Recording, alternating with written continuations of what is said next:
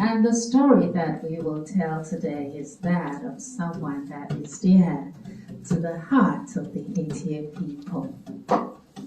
The people of Haiti. This story takes me down a memory lane not too far from me, that we share the same bloodline, the bloodlines of the Dahomey. These same people, Dahomey. I am an Edo woman, and the people of Dahomey are my people. In our bellies, in our souls, in our minds is the memory of how the city, the kingdom of Dahomey was formed. It was an Edo prince from the Benin kingdom in where people call Nigeria today that traveled, and what we know as Dahomey became. So when you think of yourself as Haiti, you are just an African from Haiti, just as I am just an African from Edo, Benin Kingdom.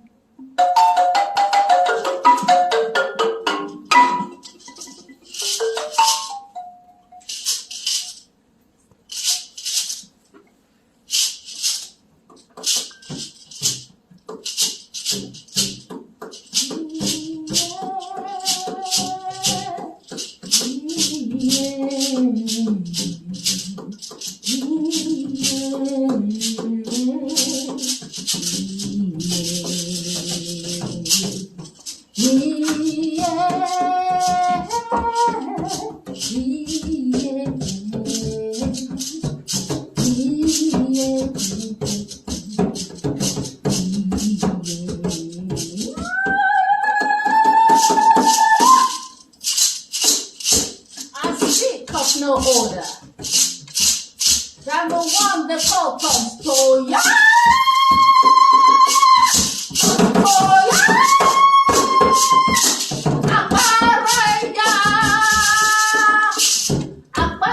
Toya was a well-respected, highly accomplished warrior from the empire of Dahomey in Africa.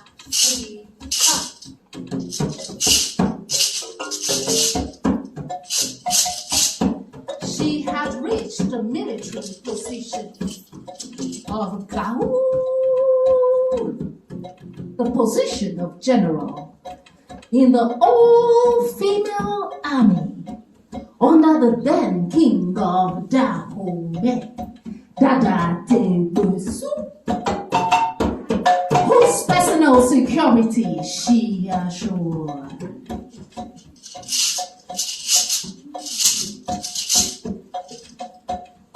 Around the year 1753, the one we call Tontoye, I will call Iye.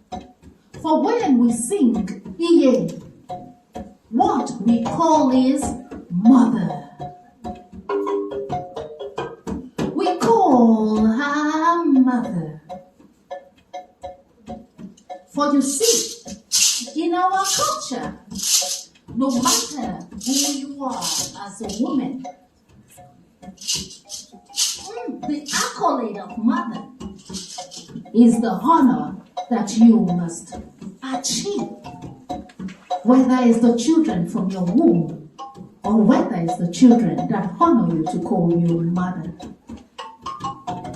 Around the year 1753, Iyetoya's village was raided by Euro-Christian slavers.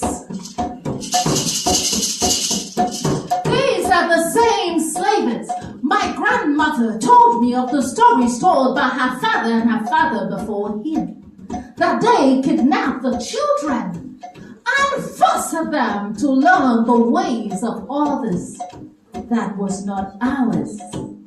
Yes, after a remarkable fight, Iyetoya was able to disarm and defeat a number of the pale men. These pale men today are in many different colors and varieties, no more reduced to the Euro-Christian slaves or the Arab slave hunters. Tom Iyetoya eventually was captured into a net and brought to the slave ship's dock at the shore, awaiting their horrified cargo. After the long journey from Dahomey to Saint Dominic, Iyetoya was ushered onto the auction block, where, after numerous humiliation, she was purchased by a slaver.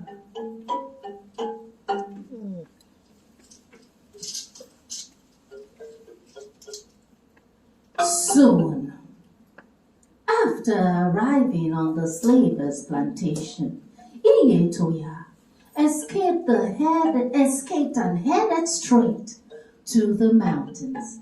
For many days and nights, she attempted to recruit other Maroons to join her army, but she didn't meet the right people. Ultimately, she became a friend with a runaway woman who was about to deliver a baby. Aunt Toya stopped to help her. The new mother insisted that Iyetoya take possession of the newborn boy and teach him freedom. She agreed. Toya made the decision to return to the plantation with the child in order to effectively train him in the ways of Dahomey. You see,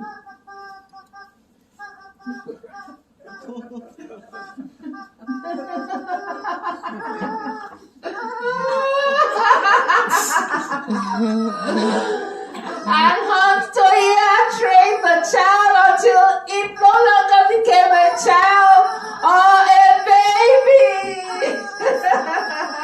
All right.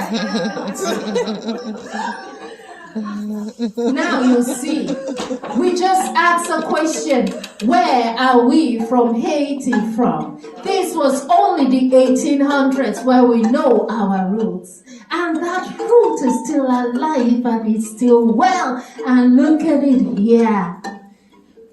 Iyetoya taught him the Yoruba language. The Yoruba language. Everybody say Esho. Esho. That is the Yoruba language to say thank you.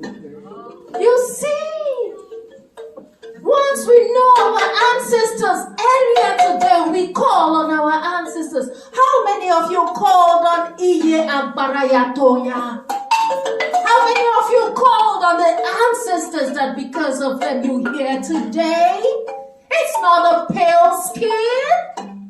The pale skin enslaved you. Your ancestors are those who fought for you and me to be here to tell the story today. She taught him, Iyetoya taught him the Yoruba language, the art and science of war, and a take no prisoners approach to battle. Iyetoya and the boy were continually separated by their slavers. However, divine nature will teach them, will each time make their paths cross again. The boy will grow up to be the first leader of independent Haiti. Now we meet the military marvel that we know and call Baba Jean-Jacques Dessalines. That is the making of the one we know today as Dessalines. How many of you call the general Baba Jean-Jacques Dessalines? When we say call on your ancestors, how many of you did that? We are here today because of them. We are strong because of them. So we shouldn't ask the question, why is Haiti weak? Why is Haiti alone? We should ask the question, what made Haiti strong to be the first black independent nation of the world? Then we will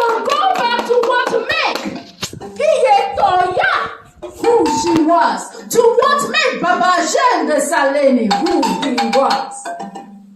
After the French were defeated and freedom won, Baba Desalini became Emperor of Haiti, and Iyetoya was reunited with her protege once again.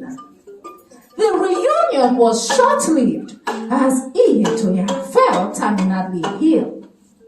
Baba Desalini issued his best doctors to her bedside, but ultimately, on June 12, 1805, Iye Baraya Toya transitioned to join the ancestors' realm.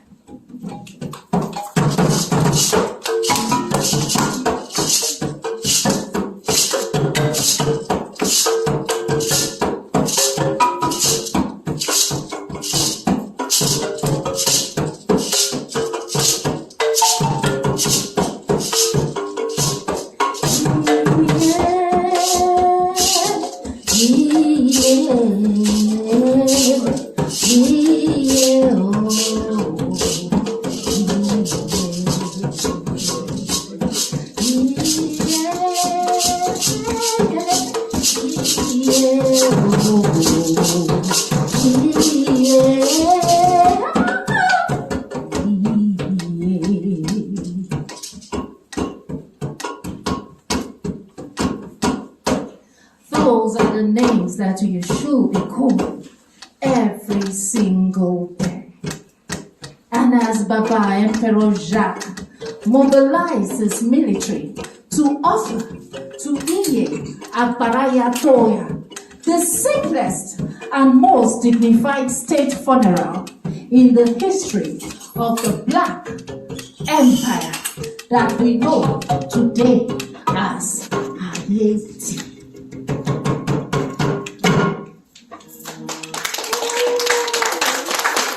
Thank you. Thank you. Thank you. And I pray that this event today nurtures your spirit. Your ancestors are those who was your father, who was your mother. They are the ones who died for you. They are the ones who died for me. If nobody else can do that, and the way to honor them is to honor what they died for. Even the same question is in Africa. We were strong before.